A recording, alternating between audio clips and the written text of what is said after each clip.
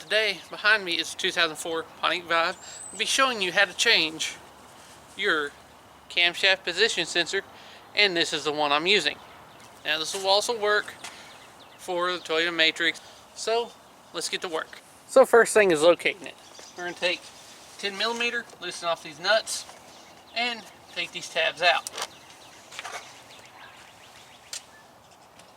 And our camshaft position sensor is right here. Now you can see oil cap right there, and the bolt is hidden right there. Alright, now I'm going to try my best to show you how to do this.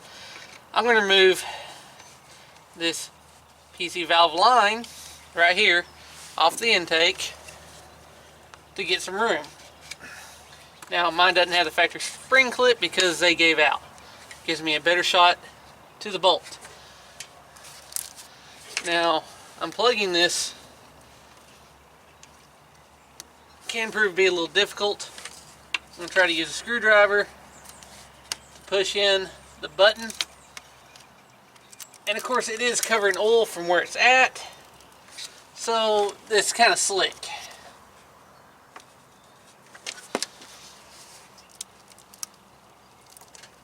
Okay, there we go. Of course I'll clean that off before I reinstall it. Careful not to break the wire. Now I'll go straight in with a 10mm.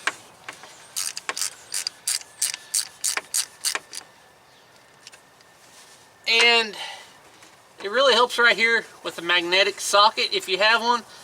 If not, when you feel like it's about all the way out, kind of reach up in here and push it back onto the socket to keep it from falling.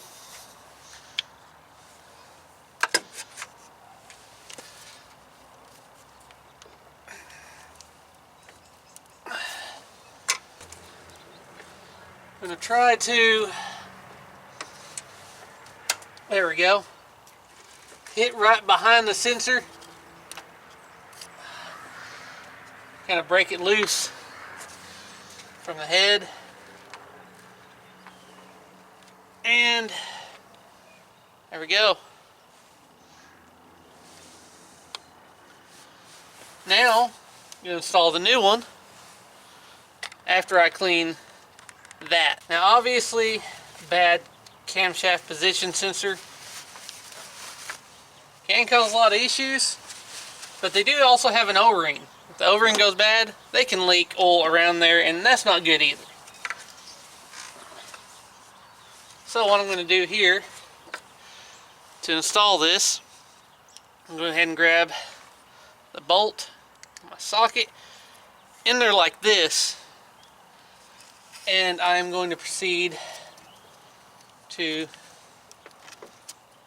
slide it in place and start it. That way I didn't have to fidget with putting it in there and then trying to get the bolt in there too. I got it tightened by hand. And I'm just going to snug it down, don't over tighten it.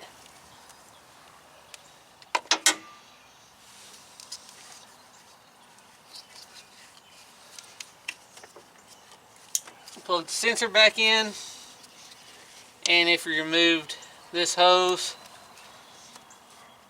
go ahead and slide that back on. And if you got the factory spring clip, great. If not, you're like me, they gave up, lost tension, and you had to go with a different clamp. Snug it down because you don't want to crack the plastic. There we go. And it is as simple as that. Alright, so there it is. Pretty simple, easy, quick change to do yourself. Save you a ton of time and money. A few tools, and that's it to change that part. Now I hope this video proved helpful to you. As always, thanks for watching.